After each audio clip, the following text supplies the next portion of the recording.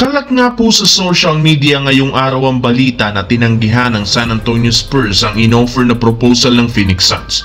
Dahil nga sa pangyayaring ito, pwede nga pong makipag-usap ang front office ng Suns sa ibang kupunan. Hindi rin naman kawala ng Spurs gayong may mga teams ang willing makipag-trade sa kanila kagaya ng Minnesota na handang agawin si Durant. Ayon nga sa isang insider, kung hindi nga daw magmamadali ang Spurs na kunin si KD, maaari nga pong maunahan sila ng Timberwolves since meron nga itong hawak na sapat na asset na ipang-offer sa Suns para siguraduhin na hindi ito tatanggihan. As of now, Minnesota ang frontrunner sa pagkuha kay Kevin Durant.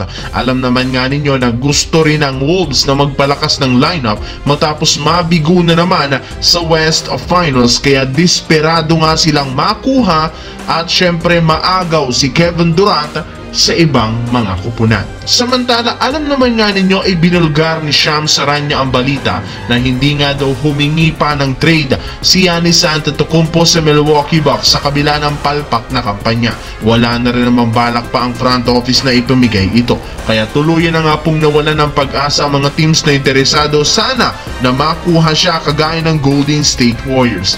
Kung inyo nga pong matatandaan, isa ang Golden State sa mga nabanggit na kupunan na gustong sunod na paglaruan ni Giannis kapag umalis ito. Pero hindi rin naman dito lubos na nanghihinayang Warriors dahil inamin ng front office na sa simula pa lang wala talaga silang balak kunin ito. Alam nga nila na bago pa makuha si Giannis, kakailangan nila na magsakripisyo ng mga key player kagaya ni Jimmy Butler, which is ayaw nilang gawin. Malaki rin naman ang tulong at impact ni Butler at inaasahan na mas lalaka pa ito next year. Kaya ayaw nga po nilang sayangin si Jimmy Butler at iba pa nilang mga key player para lamang kay Giannis Antetokounmpo. Well, anong masasabi nyo dito mga idol?